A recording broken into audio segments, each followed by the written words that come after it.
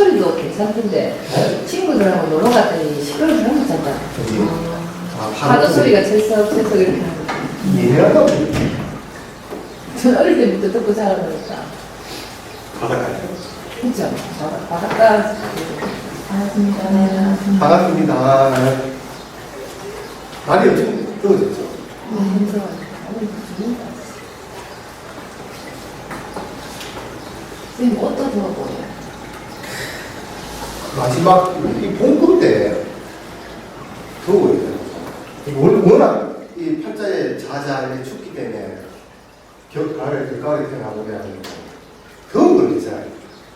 추운 걸 못해요. 근데 뭐 어떤 사람들은 또 그거로 가지고 뭐 춥다고 또 괜찮은 반대의 사람들도 있어요.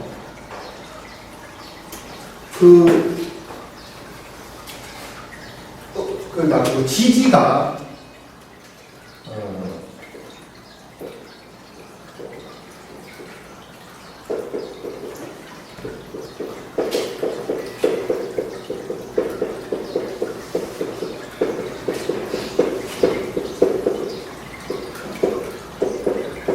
지지가 있죠. 여기를 지지 음양을 내지게 이제 요 있죠. 토만 빼고 일단 플러스 마이너스 쉽죠? 여기를 플러스 마이너스 이렇게. 그래서 이제 얘가 마이너스인데 얘가 이제 플러스고 이거 마이너스 이거 마이너스 이렇게 되죠. 플러스 이렇게 전체적으로 이러면 헷갈리는데 토를 빼가지고 그 이강에 거기에 이제 이 도표가 있어요. 여기에다가 이제 야금 이렇게 해놨거든요. 근데 그 앞장에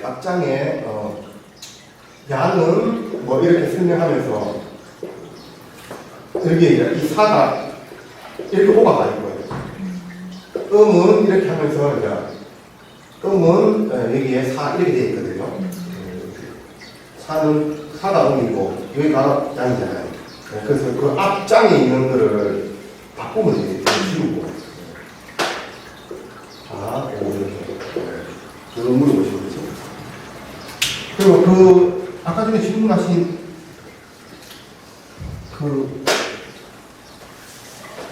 물어보세요. 시어머니 어떻게 됐죠? 그거 면식이 어떻게 되죠?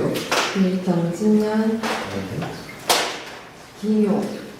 경진. 네. 경진. 네, 그다음 기묘, 기묘.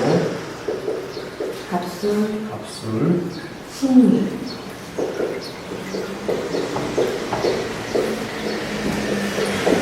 남자요? 네. 얘가 일곱 번이에요. 공부하는.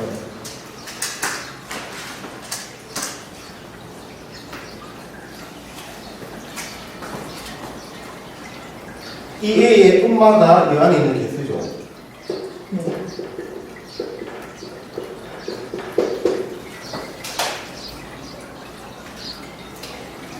이 남자의 인성인 음마가 개수다. 개수의 시어머니가 화죠. 화는 위에 없고 밑에 여기 들어있죠. 네.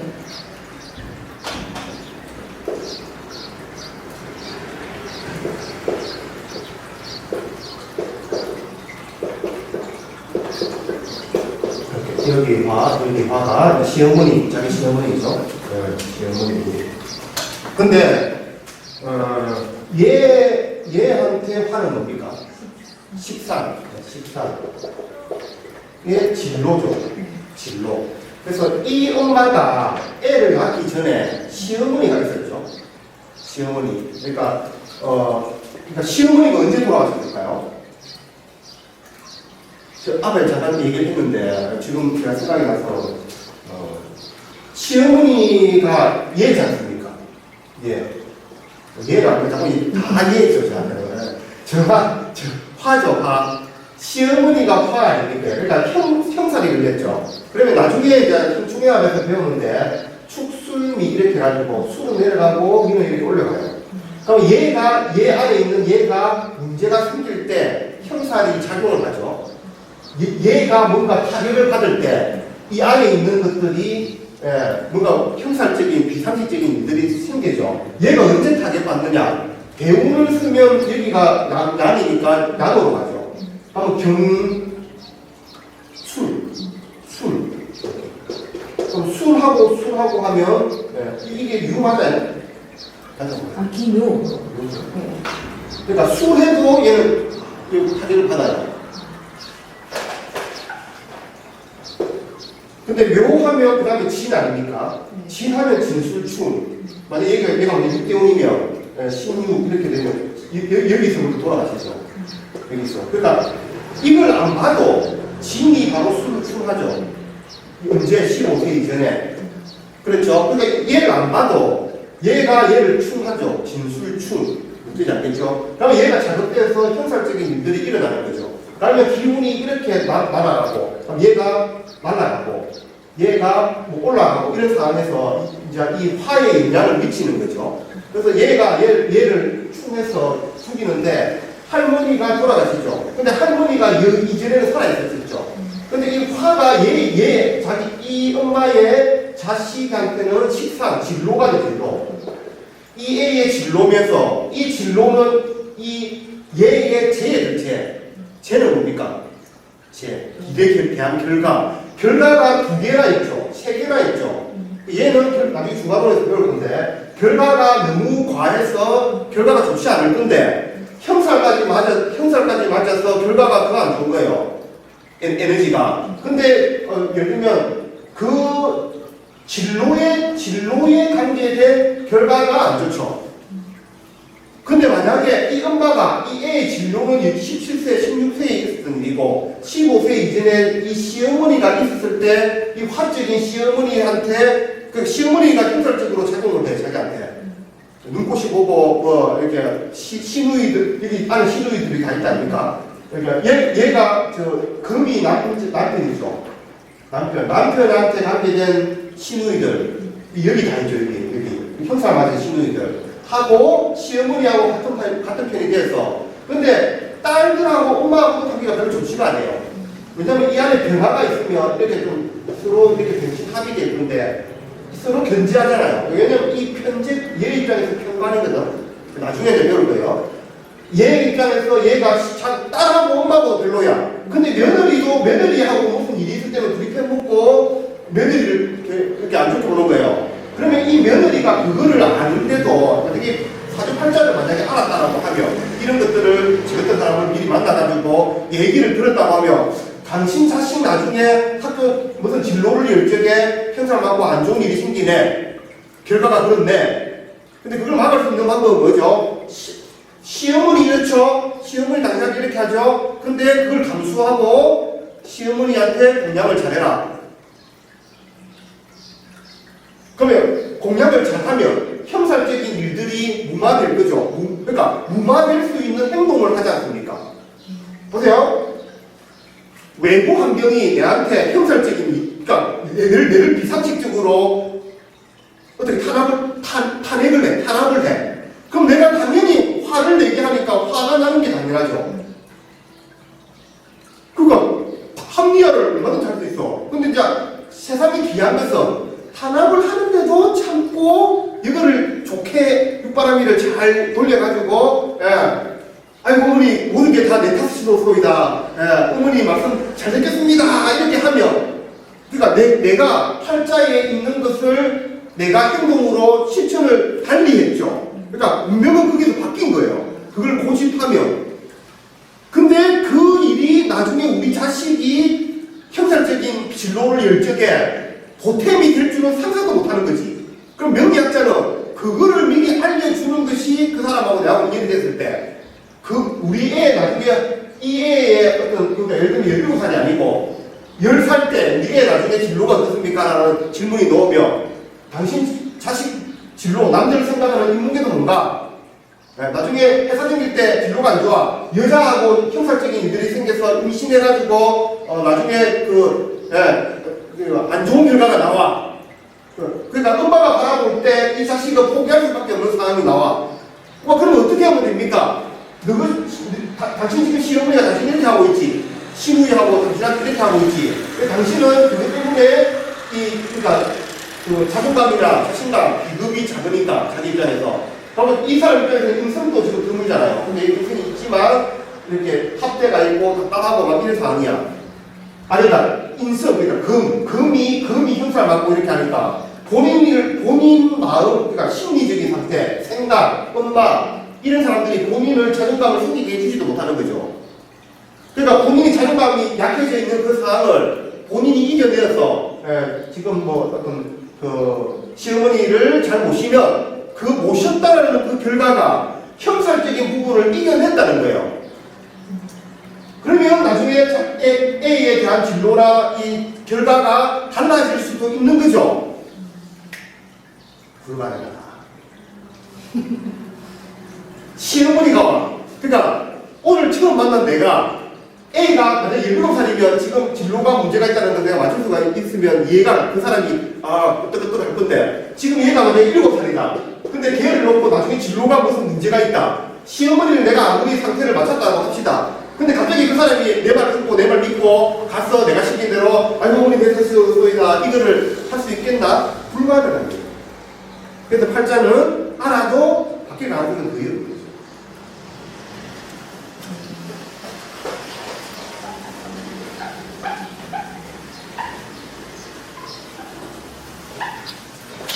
그래서 이 팔자 안에 육친을 돌려다 보면 그러니까 지금 현재 문제가 되는 그 이전에 육친적인 어떤 것들을 해결을 하려고 노력을 하면 그러니까 제가 처음에 자기 인생을 미래를 희망적으로 보고 현재를 개무시하고 그냥 미래적으로 나아가는 어떤 준비라든지 노력들 자체가 물론 이제 그렇게 되는 팔자들도 있다고 할 수 있습니다. 근데 일반 개인적인 일반인들이 그러니까 불교에서 말하는 중생들이 그럴 수 있느냐? 천만의 말씀입니다. 자기 인생을 자기가 살한 만큼을 되돌아보고 그리고 우리 같은 사람들을 만났을 때 그 명리승사들한테 확인을 해보고 그렇다라고 하며 거기에서 장단점을 파악해가지고요. 그러니까 장점은 다 뚫어도 본인들이 그것 때문에 사는 거잖아요. 근데 단점 때문에 항상 불이익을 당하고 문제가 생기는 거거든요. 그 부분을 수정하고 보완할 수 있는 노력을 해야 된다. 이것이 수행이고, 공부다. 하고 있느냐? 회의적이다. 왜 세상을 그렇게 회의적으로 삽니까? 저도 좋은 장소에서 태어나가지고 좋은 걸 보고 봤으면 회의적이 아닐 건데요. 정말 회의적이다. 어떤 정도인 줄 아십니까? 질문 하나가 없다. 얼마나 관심이 없으면.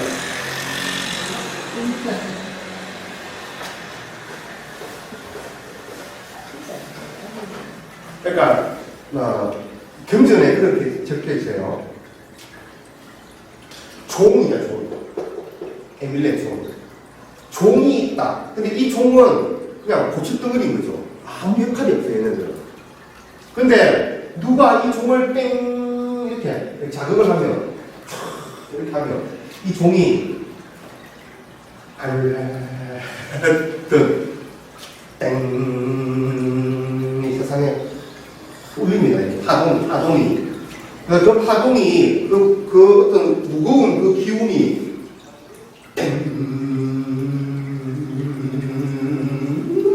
이렇게 하죠. 그러면 그 파동에 미치는 때 그 삭된 것들의 어떤 에너지 파동들이 있어요.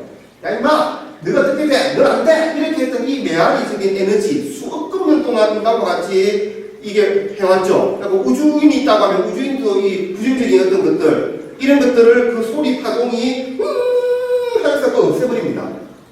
그래서 종을 치고 일어나자마자 종을 치고 이 종이 들리는 데까지는 뭐 이렇게 저 세상을 제도하는 거예요. 그 종으로. 이 세상에 드물게 성인이 나세요. 그러면 이 성인은 얘와 마찬가지로 그냥 고추덩어리입니다. 어떻게 성인이 알아요? 여기 성인 나타났다 하죠? 어떻게 알아? 와, 행동거지가 성인과 닮았네? 성인인가? 말하는 게 성인과 닮았네? 성인이가? 걔네 사람 다 얘기잖아요. 그거 다 성인이게. 그럼 예를 들어서 이게 저 세종대왕을 연기 잘하면 한석규가 승인이가 세종대왕이가 아니죠? 그게 아닌 거예요. 언제 승인일까요? 종을 울렸을 때, 질문을 했을 때. 뭔 뜻이냐? 이 종을 아무나 계란으로 다 칠 수 있는 거죠. 지금 통도사가 하고 오늘부터 종치기 한번 연습해봐요. 언제 칠 수 있는가? 그만한 자리에 그래서 종을 칠 수 있을 때 그 소임이 오는 거죠. 이 승인을 만나서 승인한테 질문한 자락을 제대로 하려고 하면요. 제대로. 그러니까 원불교 제가 얘기했죠. 소태산 밑에 정산교사가 이거 생각해보니까 이게 스승이 오셨는데 형님으로 잘못 생각했어. 그래서 불현낙하게 익산으로 찾아가가지고 그 마을에 무릎으로 찾아가가지고 절을 하고 내가 스승을 달라고 기도를 했는데 스승이 갔습니다. 그럼 내가 스승으로 모시고 싶은데 어떻게 해야 됩니까? 그럼 저쪽에서 하는 얘기가 있는 거예요. 나는 특별히 느낄 게 없다. 다만 내일 새벽마다 새벽 6시마다 강의를 하는데 네가 올 수 있겠느냐? 어떻게 하면 되겠습니까? 올 수 있겠느냐? 그거를 2년 동안 하고 난 다음에 왜 이 젊은 얘한테 중앙 제자를 줘야 되느냐 했을 때 얘가 사는 곳이 저기다. 2년 동안 매일 봤는데 우리 옆에 사는 사람도 눈이 너무 많이 와서 홍수가 많이 와서 못 올 때가 많았는데 얘는 한 번도 안 빠지고 왔어. 설명이 안 돼. 몇 시간 와야 되는데 그 야밤에 밤에 승인은 질문을 했을 때 그 대답을 듣고 승인의 경진 글을 아는 거죠.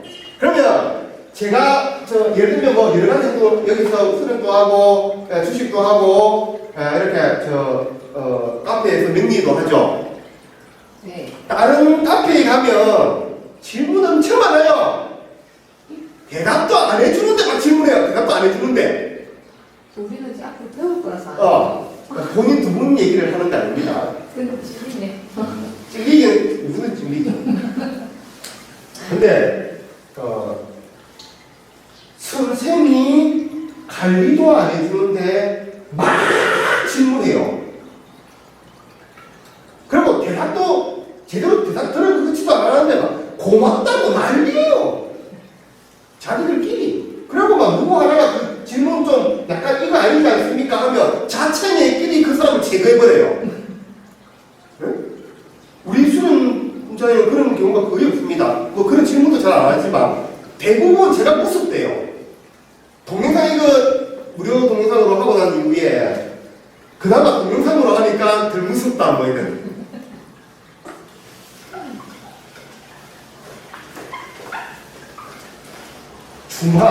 지금 여기 이게 이 진태를 배울 거거든요. 그 진태는 그러니까 나중에 따로 배워요. 뭘 배우는가 하면 중화론을 배우는 이유가 지지 아까 얘기했죠. 지지 아까 얘기했던 적었던 지지의 그릇을 어느 정도 그릇이 기준점이냐. 그래서 예를 들면 뭐 팔자 지지의 재성이 뭐 이렇게 있는데 어떤 것은 재성이 적당하네. 너 인생에 아버지가 적당한 사람이야. 아니면 과한 사람이야. 또 반대로 너무 미약해. 근데 이런 어떤 기준점을 삼았을 때 이 중화론을 배워요. 근데 이 진태를 왜 배워야 되는가 하면 진태는 이제 예를 들면 8절에서 12운성이라고 하죠.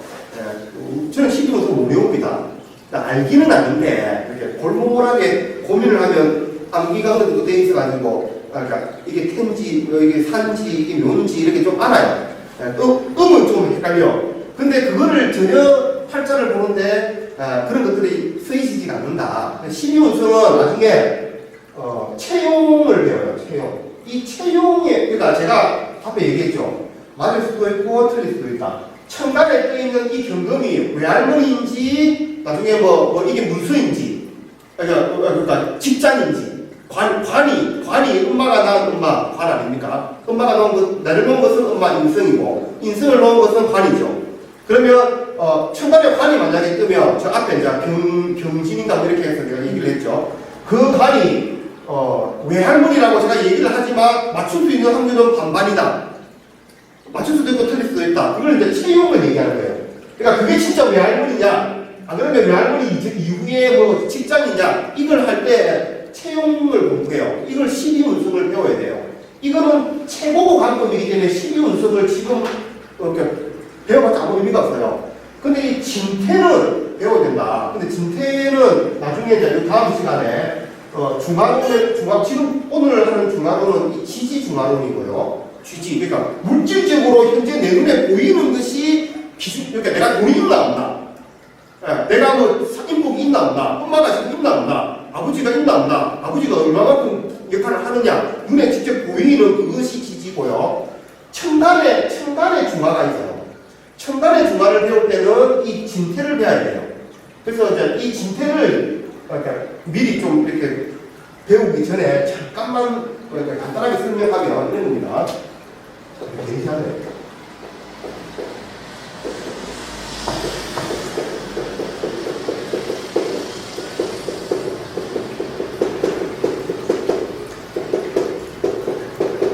이렇게 됐을 때 얘가 뭐죠? 이때 뭐라고 해야 돼요? 오행에서. 네.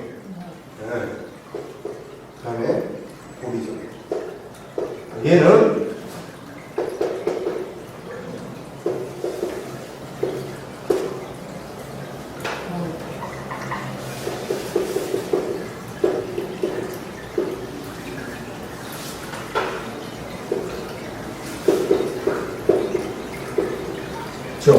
그러니까 예를 들면 어느 한 글자가 있으면, 그러니까 예를 들면 이 목은 어디서 진기하고 어디서 퇴기하느냐.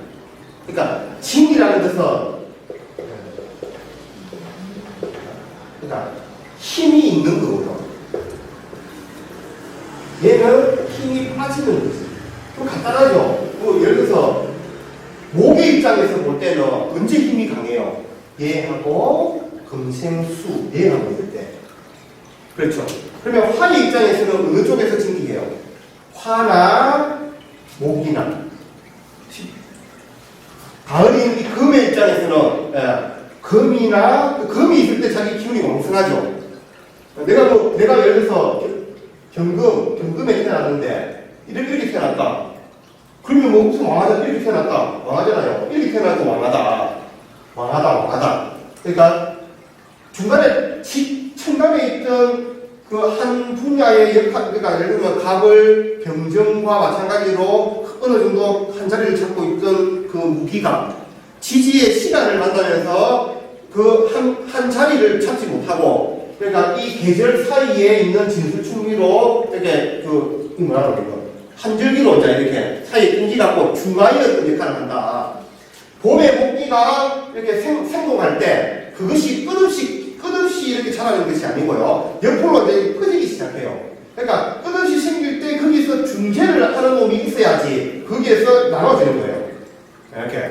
그리고 여기에서 이 밑자라고 하는 놈이 있어서 여기 있는 더 이상 밀리지 마라. 끊는 거를 바로 끊으면 얘가 죽을 수도 있는데 얘가 어느 정도 역할을 하는 거죠. 그러니까 이쪽에 있는 에너지를 미리 맛을 보이는 거예요. 얘한테. 그렇게 이해하시면 돼요. 그러니까 맛을 보여서 이 기운이 숙산식이 강한 금기가 왔을 때 이 화기가 금기가 바로 이렇게 쳐지기 전에 미리 맛을 봤기 때문에, 그러니까 예방접종을 맞았기 때문에 얘가 여기서 버틸 수가 있고 이런 또 순환 차체계가 돌아간다. 간단하죠? 그럼 여기와 여기죠. 근데 이게 이제 12운성적으로 하는 얘기인데 저희 학파에서는 그렇게 하지 않고요.